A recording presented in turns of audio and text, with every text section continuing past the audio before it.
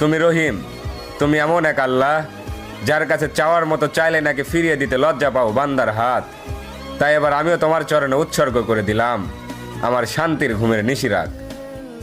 অতঃপর তুমি নাকি এই নিশিরাতেই বলো বান্দা কার কি লাগবে চেয়ে নাও।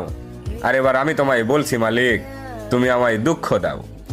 সুখে থাকলে হয়তো তোমায় ভুলে যেতে পারি, হতে পারি কারো কৃত দাস, কারণ আমি আদম সন্তান, পাপ করা আমাদের পুরনো অভ্যাস। অতঃপর ইয়া রহমান, সব ভুলের ক্ষমাস্বরূপ হয়তো মরিয়ম ইবনে ঈসার মতো আমাকে উঠিয়ে নাও, নয়তো ওমর ইবনে খাত্তাবের মতো খাঁটি হেদায়েত দিয়ে দাও।